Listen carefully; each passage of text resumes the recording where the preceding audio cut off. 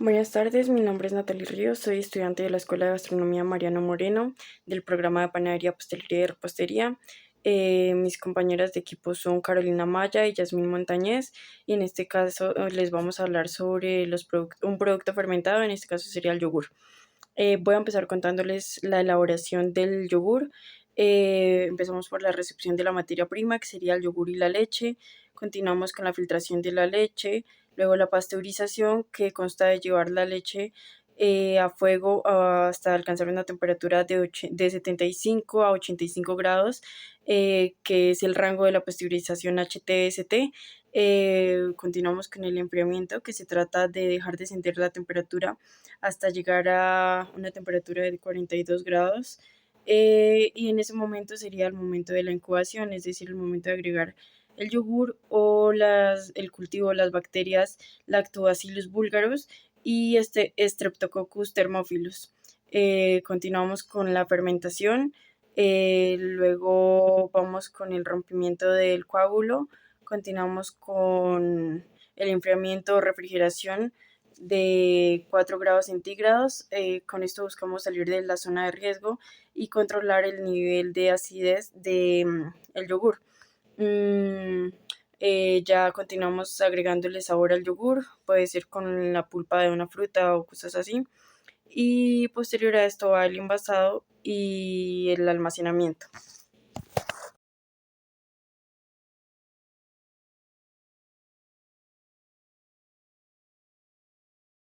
Bueno, voy a continuar contándoles qué es el yogur.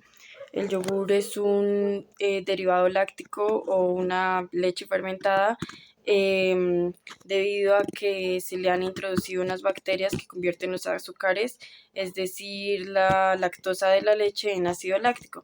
Este proceso produce una acidificación y hace que las proteínas de la leche coagulen, dando su textura característica. Y pues voy a continuar contándoles sobre los factores de deterioro, cómo se deteriora, cómo cambian sus características organolépticas y los aspectos microbiológicos del yogur. Bueno, los aspectos microbiológicos son los que generalmente determinan o dan la decisión a la hora de otorgar la fecha de caducidad de un producto, ya que son los que pueden suponer o pueden presentar un riesgo para la salud del consumidor. En este caso, los riesgos microbiológicos de los que podríamos hablar básicamente son la presencia de formas desporuladas que se hayan resistido al método de conservación, en este caso la pasteurización, y a las bacterias de los géneros Bacillus o Clostridium, y la presencia de mohos y levaduras o bacterias patógenas como la Staphylococcus aureus y la Escherichia coli, etc. Hola, mi nombre es Yasmín Montañez y a continuación les voy a contar acerca de qué tipo de composiciones entre dispersiones, soluciones y suspensiones se crean en el producto, en este caso el yogur, que fue el producto que mi equipo desarrolló y en qué momento ocurre esto. Bueno, nosotras encontramos que el yogur es una dispersión, específicamente se clasifica como una dispersión coloide, que significa que es un sólido en líquido. Las dispersiones se caracterizan porque físicamente se ven homogéneas, sin embargo, un estado en la materia se encuentra disperso en otro, sin formar una mezcla. Simplemente es una unión que podría separarse mediante algún proceso de separación, como podría ser la centrifugación, que digamos que es uno de los métodos que se puede utilizar en este caso para separar los diferentes componentes en el yogur. La dispersión tiene dos fases, una fase dispersa y una fase dispersante. Recordemos que la fase dispersa son las partículas eh, y lípidos que se encuentran en este caso en la materia prima, que es la leche. Y la fase dispersante sería, digamos que, el agua en este caso. Como lo mencionaba anteriormente, la separación de esta dispersión coloide podría realizarse mediante centrifugación, que es un método mediante el cual se pueden separar sólidos de líquidos de diferente densidad utilizando una centrifugadora, la cual imprime a la mezcla un movimiento rotatorio con una fuerza de mayor intensidad que la gravedad, provocando la sedimentación del sólido o de las partículas de mayor densidad, que en este caso sería la grasa que contiene el, eh, el yogur, entre otros componentes. Finalmente, les voy a contar acerca de las características organolépticas que genera la dispersión coloide en este producto, el yogur. Bueno, de las características organolépticas normales que debería tener un buen yogur, un yogur de buena calidad, es una apariencia limpia, fresca, con aroma y sabor agradable. Y lo que ocurre con la dispersión coloide es que genera buena consistencia y viscosidad, impidiendo que haya separación en el suero. Entonces, bueno, pues de esta manera ya le doy paso a la explicación que va a dar mi compañera. El método usado para la conservación del yogur es la pasteurización. La pasteurización tiene varios objetivos. El primero de ellos es eliminar los microorganismos patógenos. El segundo es reducir o destruir un número considerable de microorganismos causantes del deterioro o la putrefacción de la leche. El tercero consiste en desnaturalizar las proteínas del suero para mejorar la textura del producto final, en este caso el yogur. Cuarto objetivo nos ayuda a evitar que el suero se separe del yogur durante la fase de conservación del producto. La pasteurización maneja 3 rangos de temperatura: 85 grados centígrados durante un periodo de 15 minutos sería el rango mínimo.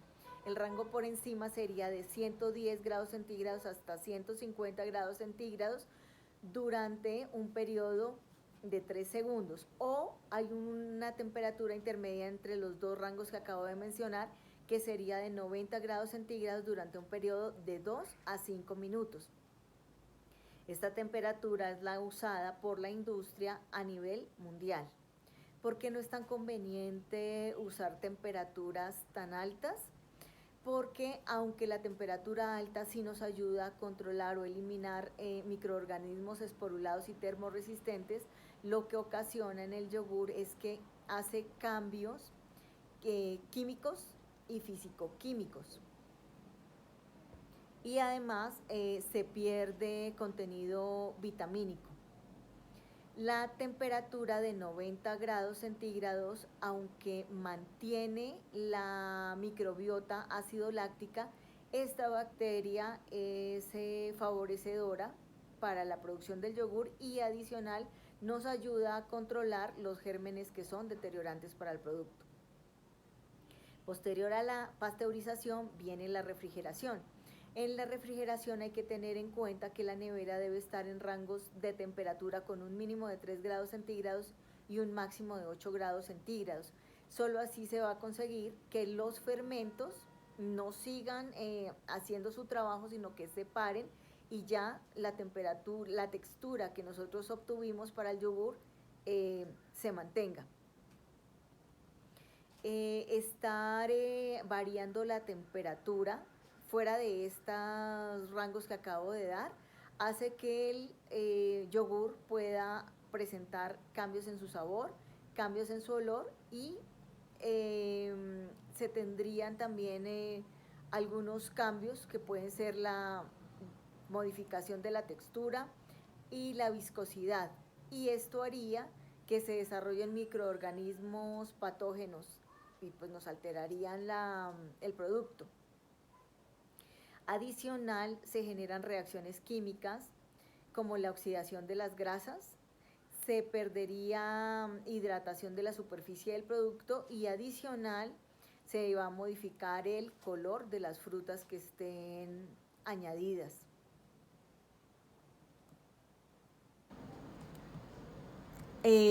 Adicional, pues aquí queremos contarles cuáles son las bacterias que se necesitan para la producción del yogur. Son dos bacterias fundamentales, una de ellas es el Streptococcus thermophilus y el otro es Lactobacillus bulgarus. La primera, que es Streptococcus, crece en un medio neutro y oxigenado como lo es la leche. Luego esta bacteria empieza su desarrollo y empieza a hacer modificaciones en la leche. Y posterior a ella empieza a modificar el Lactobacillus bulgarum. Lo que hacen las dos bacterias es descomponer la lactosa que está presente en la leche y convertirla en ácido láctico. Y adicional, las proteínas presentes en la leche se convierten en aminoácido. Mientras más lactosa se convierta en ácido láctico, mayor ácida se vuelve la leche. Y adicionalmente, hay unas caseínas, que la caseína es la proteína propia de la leche, comienzan a agruparse y esto haría que cambie la consistencia de la leche para formar la nueva sustancia que sería el yogur.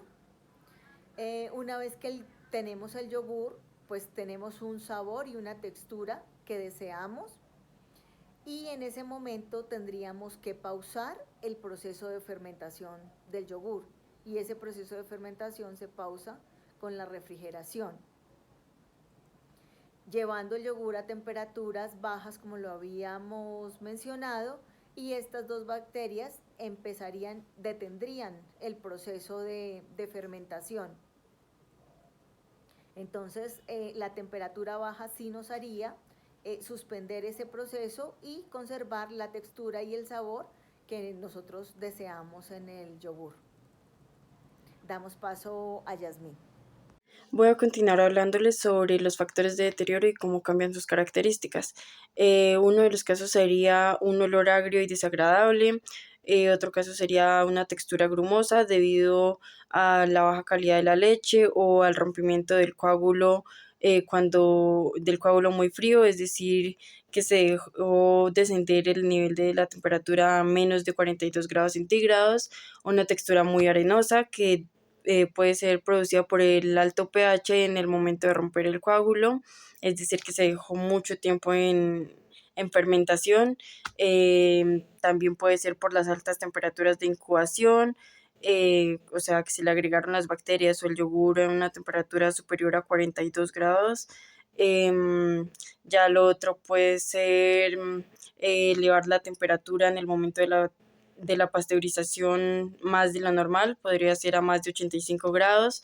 Y ya lo otro sería sinéresis o presencia de suero en el yogur, que podría ser debido a la baja calidad de la leche o a la presencia de los sólidos o a leches no frescas o al insuficiente calentamiento en el momento de la pasteurización, es decir, que no se calienta hasta llegar a una temperatura de 75 grados a 85 grados centígrados.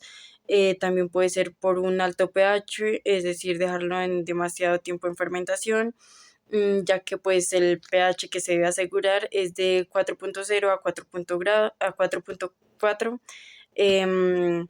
Lo otro puede ser una alta temperatura de conservación, es decir, que no se está dejando en refrigeración, se está dejando en temperatura superior a 4 grados, que podría ser una temperatura de 5 grados para arriba, que ya presenta una zona de riesgo. Y lo otro podría ser la falta de sabor debido a la falta de desarrollo de acidez por un muy corto tiempo de fermentación. Lo otro podría ser sabores extraños que podrían ser debido a la contaminación, pues ya por el mal almacenamiento o por un mal proceso de elaboración o falta de procesos de buenas prácticas de manufactura en el momento de elaboración o cosas así. Gracias.